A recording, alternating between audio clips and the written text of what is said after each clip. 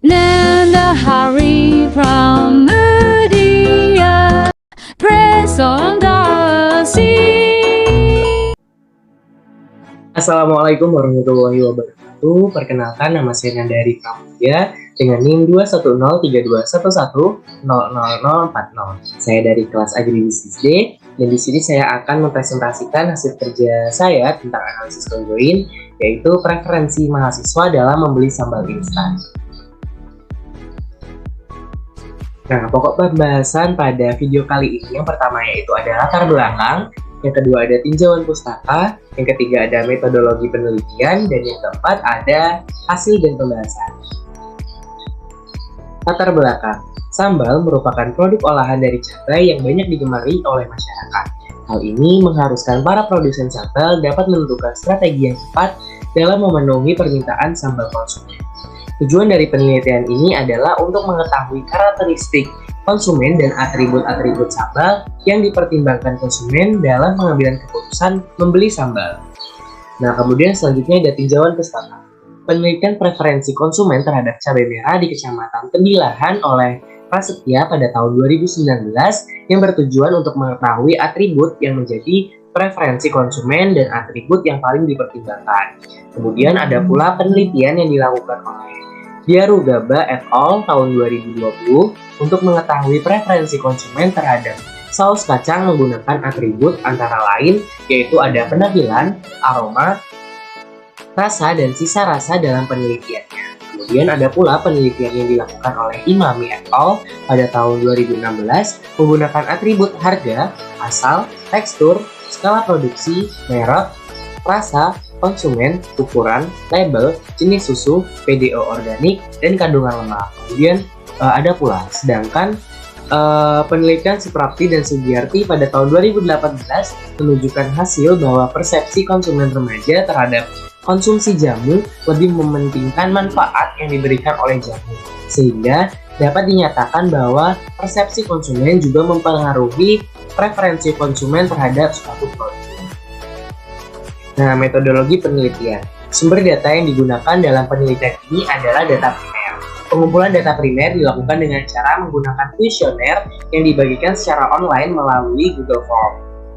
Nah, skala sikap yang terdapat pada kuesioner yang digunakan itu adalah skala Likert, yang berupa kata-kata yang diberi skor. Di antaranya yaitu ada sangat suka dengan skor 5, suka dengan skor 4, cukup suka dengan skor 3, tidak setuju dengan skor 2, dan sangat tidak setuju dengan skor 1.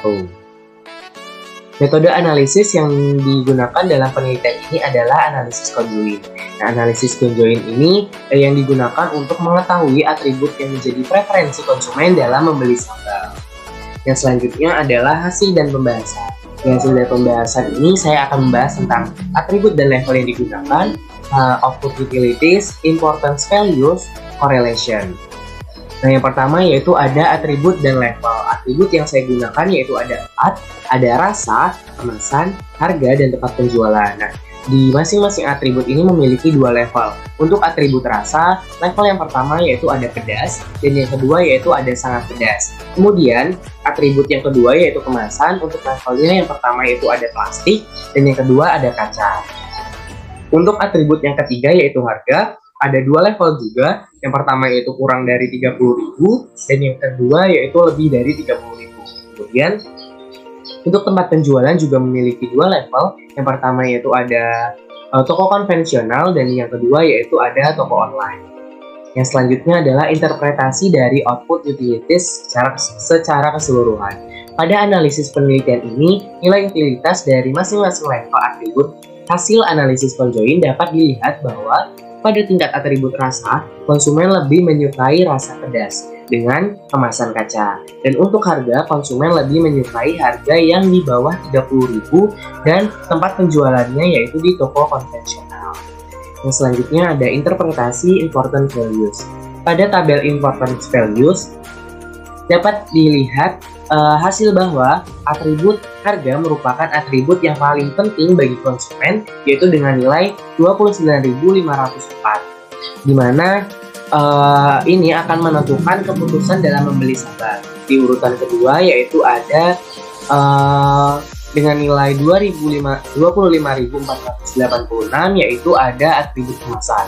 Lalu disusul dengan atribut rasa dengan nilai 22.698. Dan yang terakhir yaitu ada atribut tempat penjualan dengan nilai 22.312. Urutan atribut-atribut tersebut yang paling penting bagi konsumen dalam membeli sambal atau tidak. Yang selanjutnya adalah interpretasi dari correlation. Pada tabel correlation didapatkan prediktif akurasi pada peringkat persen R sebesar 0,000 dan Kendall-Taub sebesar 0,001. Dapat disimpulkan bahwa penelitian ini dianggap valid karena angka prediktif akurasi pada peringkat persen R dan Kendall-Taub yang signifikan lebih kecil dari 0,05. Preferensi konsumen sebesar 96,2% dipengaruhi oleh kombinasi atribut yang ada pada kuesioner, sedangkan 3,8% sisanya dipengaruhi oleh faktor lain. Kesimpulan dari penelitian ini yaitu urutan atribut-atribut yang paling penting bagi konsumen dalam membeli sambal atau tidak. Yang pertama yaitu ada harga, yang merupakan atribut yang paling penting bagi konsumen, di mana ini akan menentukan keputusan dalam membeli sambal. Di urutan kedua yaitu ada kemasan, lalu disusul dengan atribut rasa, dan yang terakhir yaitu ada atribut tempat penjualan. Konsumen lebih menyukai rasa pedas dan dengan kemasan kaca, dan untuk harga, konsumen itu lebih menyukai harga yang di bawah 30.000 dan tempat penjualannya yaitu di toko konvensional. Preferensi konsumen sebesar 96,2% dipengaruhi oleh kombinasi atribut yang ada pada kuesioner, sedangkan 3,8% sisanya dipengaruhi oleh faktor lain. Berikut adalah daftar pustaka yang saya gunakan dalam mengerjakan penelitian ini. Berikut adalah lampiran kuesioner yang saya gunakan untuk mengerjakan penelitian ini. Berikut adalah data-data mentah, yaitu hasil dari jawaban responden pada kuesioner yang sudah saya bagikan melalui Google Form. Selanjutnya ini adalah output SPSS. Ini per responden. Nah, cukup sekian presentasi hasil kerja saya tentang penelitian analisis conjoin. Apabila saya ada salah kata, saya mohon maaf. Terima kasih. Wassalamualaikum warahmatullahi wabarakatuh. Tutorial SPSS, tutorial SPSS, tutorial SPSS, tutorial SPSS. Assalamualaikum warahmatullahi wabarakatuh. Perkenalkan, nama saya Nanda Eri Claudia dengan NIM 2103211000040.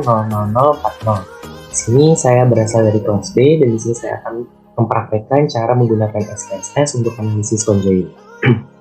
Yang pertama, untuk analisis conjoin yang harus kita lakukan yaitu membuat stimulusnya terlebih dahulu menggunakan SPSS.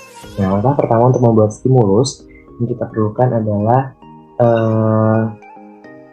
kita klik data, kemudian kita pilih orthogonal design, kemudian kita pilih generate.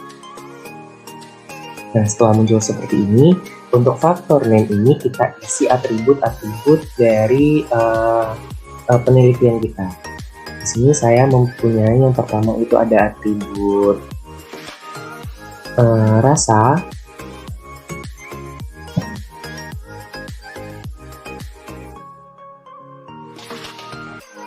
Kemudian untuk label ini kita lebih jelaskan lagi terkait atributnya. Ada rasa sambal, karena di sini saya memilih produk sambal sebagai bahan penelitian saya. Kemudian atribut yang kedua yaitu ada kemasan. Nah, di faktor labelnya juga kita jelaskan lagi yaitu kemasan sambal. Kemudian kita add lagi. Yang ketiga yaitu ada harga. Kemudian ini kita beri label, faktor labelnya kita ganti menjadi harga sambal. Yang kita add, untuk yang terakhir yaitu ada tempat penjualan. Karena tempat penjualan ini terdiri dari dua kata, maka menggunakan underscore sebagai spasi.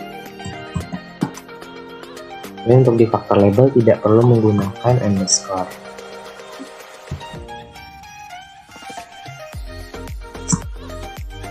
Klik add. Dan kemudian di setiap atribut yang saya gunakan ini mempunyai 2 level, dan untuk menambahkan levelnya kita klik atributnya, kemudian kita pilih define values. Di sini ada 2, yang pertama untuk rasa yaitu ada pedas, dan yang kedua yaitu ada sangat pedas. Kemudian kita klik continue. Kemudian untuk kemasan, di sini juga ada 2, yang pertama yaitu plastik,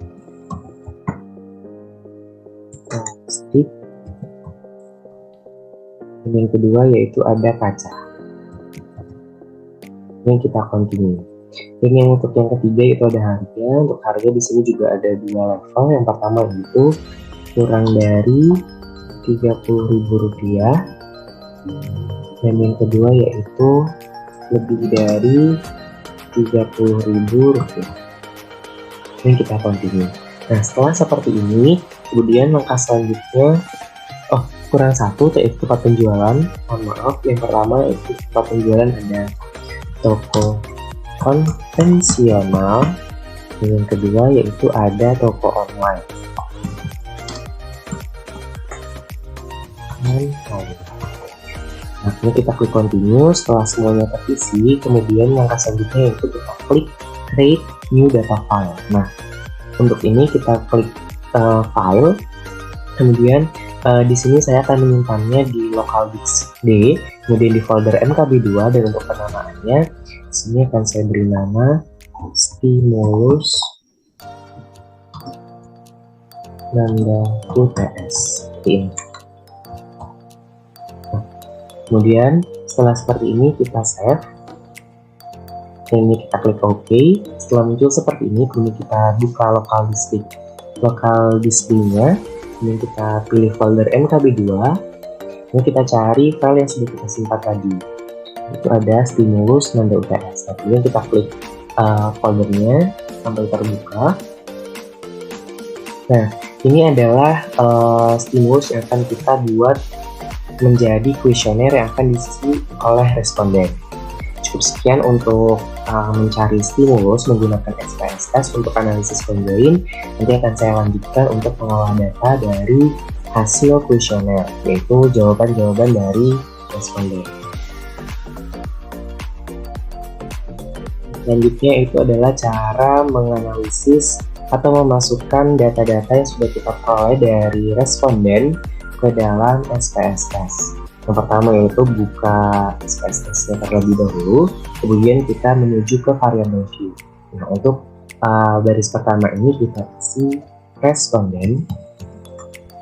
Untuk kemudian yang di bawahnya ini kita lanjutkan dengan atribut-atribut yang kita gunakan. Jumlah atribut yang saya gunakan ada 8, jadi kita membuat P1 sampai P8 seperti itu. Kemudian P2, P3, P4, 5, P6, 7, P8 seperti ini. Nah, kemudian untuk yang responden di type-nya kita ubah menjadi string, karena akan kita tidak menggunakan angka tapi menggunakan huruf.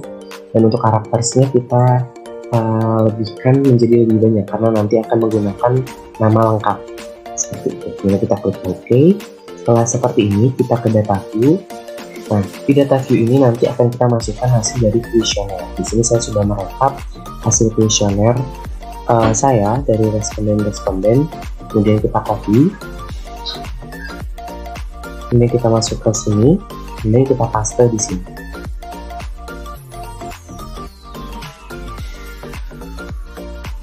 Kita tunggu.